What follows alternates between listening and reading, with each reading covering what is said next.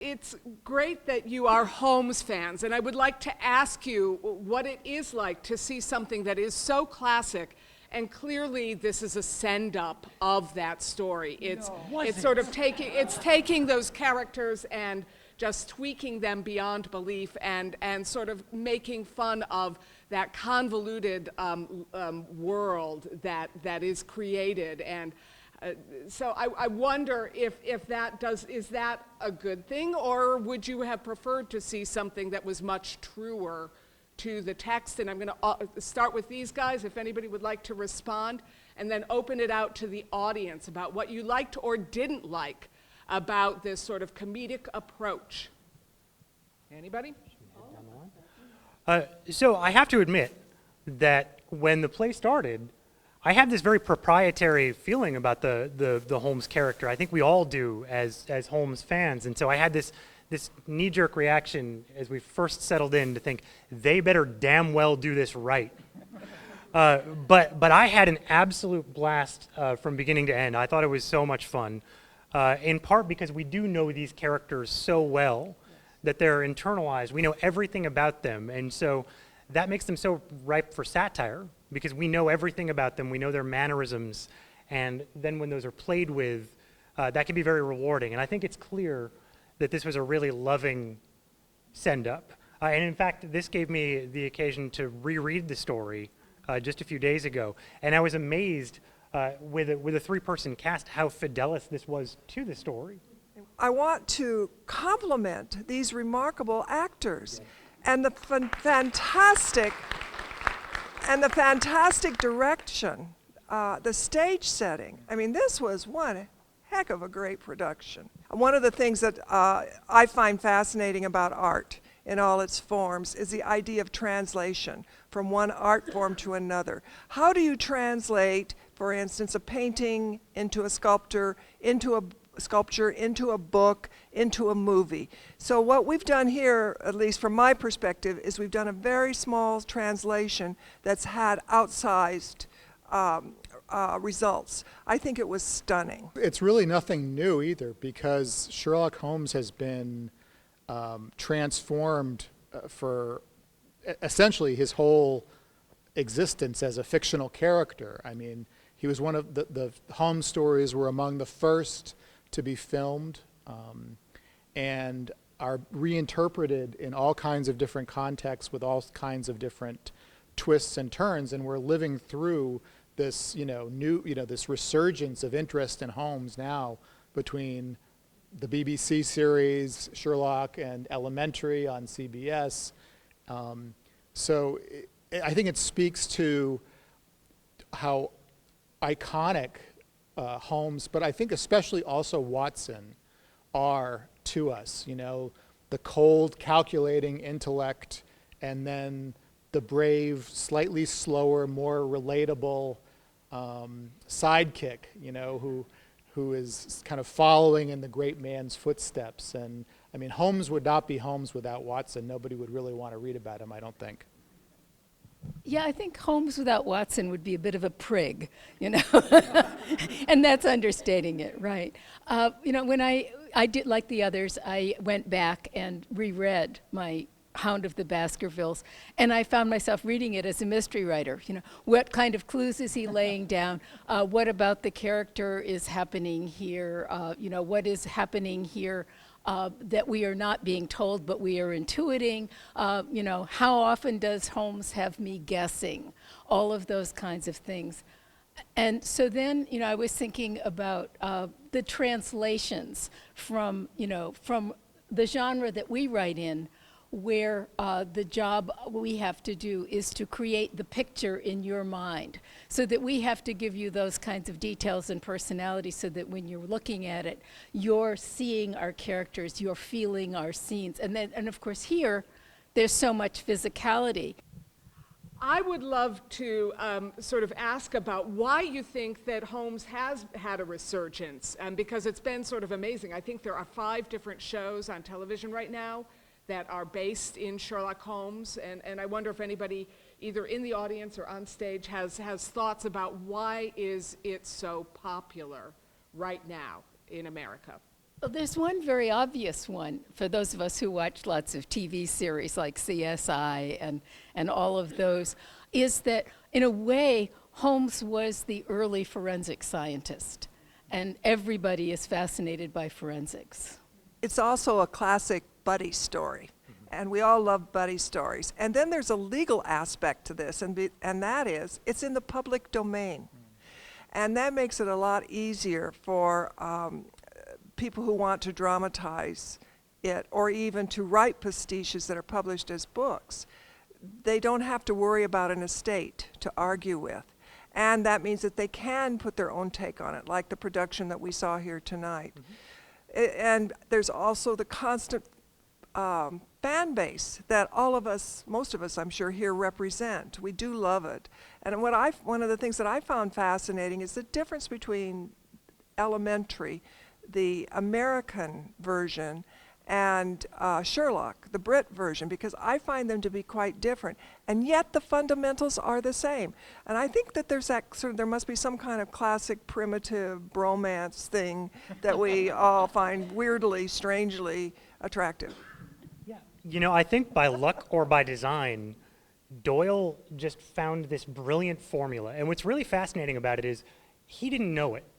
He thought he was killing time writing these fluffy little stories until his literary career took off. He wanted to write something of import, and God knows he tried to kill Holmes, more than once, in fact.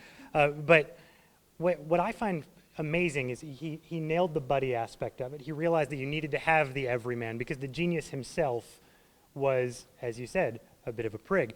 A noted spiritualist himself, loved to toy with the supernatural, but then he would always bring it back to science and these grounded explanations. I think one of the reasons you see a resurgence in Holmes every once in a while is the crazier the world gets, the more we like to put order to it. I think it's one of the most common things in mystery that you hear is that people like to see order and justice. And I think that's only one of many things that mysteries do, but it's the thing that Holmes does. And that's fascinating to me. But also I think he's in our cultural DNA. Because when Doyle didn't invent the detective novel or the detective story, but he certainly popularized it. Holmes in the Strand became so wildly popular that every magazine in the country had to find their quirky detective.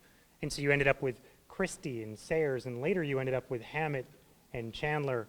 And those stories, I mean, if you look at what's on prime time right now with CSI and Law and Order and any of the procedurals that are going on now, they all have their roots in the formula that Doyle laid down. And so I think, you know, he really is like the Platonic form of that sort of story. You know, and there's an aspect to Sherlock Holmes, too, I think, that we respond to, especially as the world gets more technological, which is that he is doing this all in his head. You know, yeah, he does his experiments and on, you know, different kinds of cigarette ashes, but he's sort of suggests that if we all just apply our minds a little bit better, we can see the world around us and, you know, tell a lot more about our fellow human beings, deduce the rationales behind different actions. And I think there's something really, especially as I say, in a world of computers and, you know, and CSI and all this tech, to think that, you know, at one human being using his or her mind can solve, you know, the most impenetrable mysteries. I mean, don't we all wish that Sherlock Holmes was available to solve the Kennedy assassination or, you know, or whatever? I mean, it's like you kind of wish for him in all these historical moments that he could just tell us what happened.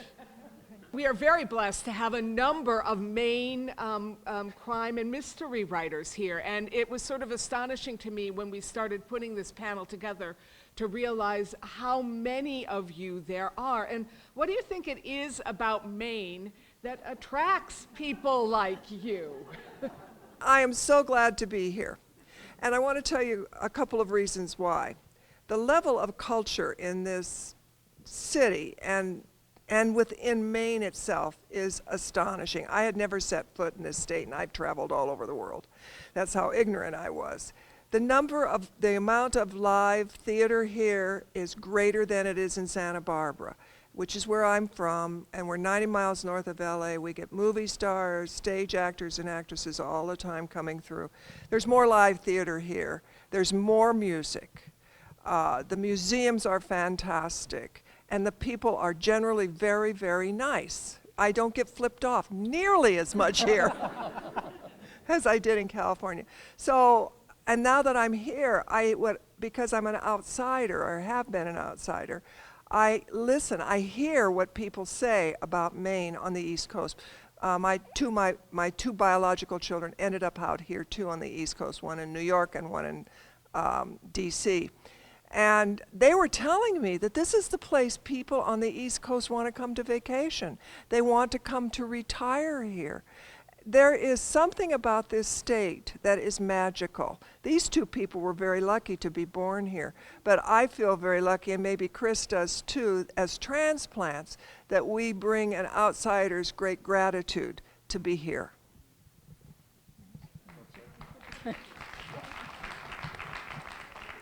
Well, there are so many things, but going back to the Grimpen Marsh, and Sherlock Holmes, and Paul may have to help me with this quote, but there's a wonderful Sherlock Holmes quote about the fact that you're all alone in the country house and no one can hear you scream.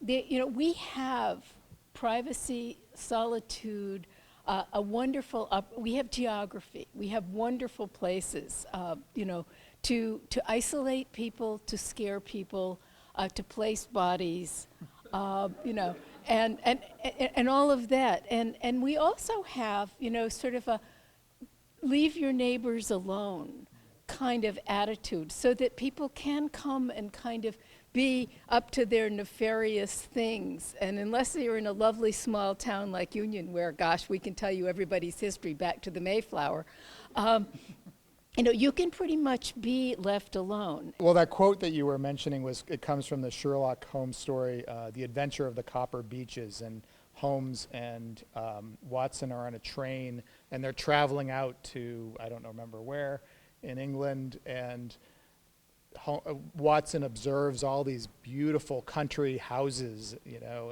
and comments on just how lovely they are, and Holmes looks at them and says, no, they're, what I see is just how much crime could be taking place with impunity, because they're so far from their neighbors, and that certainly is a part of living in Maine. Of course, the irony is, statistically, this is an incredibly safe place to live.